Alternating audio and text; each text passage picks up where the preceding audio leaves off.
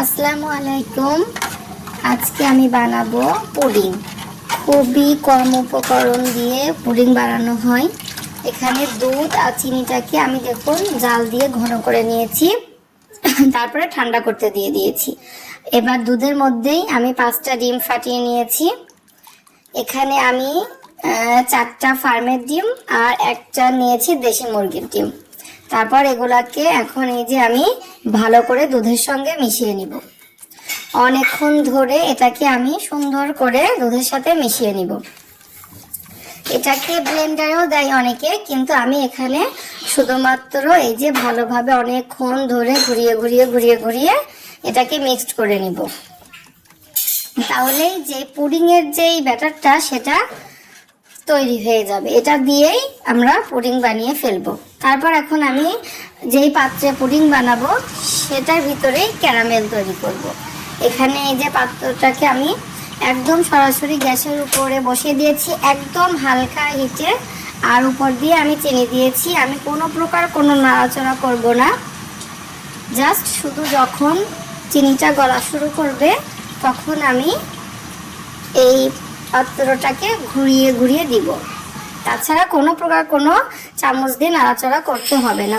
দেখুন একটু একটু করে চিনি গলা শুরু করে দিয়েছে, এবং খেয়াল রাখতে হবে যেন চিনিটা পুড়ে না যায়। এই যে এখন আমি আস্তে আস্তে করে জাস্ট চিনিটা ঘুরিয়ে দিব, মানে পাত্রটা ঘুরিয়ে দিব। চিনিটা একাই সুন্দর ক্যারামেল হয়ে যাবে। এই যে চিনিটা গলে সুন্দর ক্যারামেল হয়ে গিয়েছে। এটাকে আমি ঠান্ডা করেও নিয়েছি। এখন আমি যেই দুধ চিনি ডিমটাকে গুলিয়ে রেখেছিলাম সেটা এখন এই পাত্রটার ভিতরে দিয়ে দিব। এই যে উপর দিয়ে আমি এখন এটাকে ঢেলে দিলাম।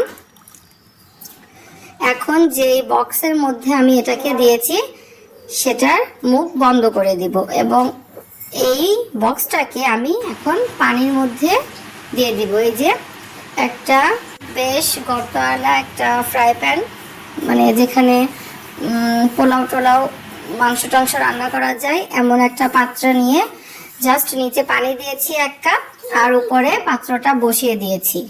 আর যেন পানির জন্য পাত্রটা নড়াচড়া না করে তাই উপরে ভারী কিছু দিয়েছি। এখানে একটা ওজন মাপার পাত্র ছিল, সেটাকে দিয়ে দিয়েছি। এই যে এখন গ্যাসটা অন করে দিয়েছি, পানিটা ফোটা শুরু করেছে। 15 মিনিট পানিটাকে আমি খুব ভালোভাবে জাল করে নিব। পানি যদি কমে যায় তাহলে পাশ দিয়ে আরো 1 কাপ পানি দিয়ে দিতে পারেন। আমি আরো 1 কাপ পানি দিয়েছিলাম। এই যে সুন্দর মতন হয়ে যাচ্ছে। মিডিয়াম টু হাই হিটে রেখে এটাকে রান্না করতে হবে।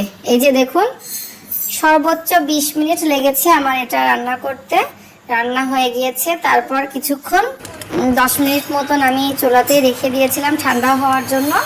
তারপর যখন ঠান্ডা হয়ে যাবে পুরোপুরি তখন আমি এটাকে বের করে নিয়েছি। দেখুন কত ভালো হয়েছে দেখতে, এবং খেতে অসম্ভব ভালো হয়েছিল। এই যে পুডিংটা অনেক মজা হয়েছে খেতে। এভাবে করে আপনারা বাসায় পুডিং বানিয়ে ফেলতে পারেন। আল্লাহ হাফেজ।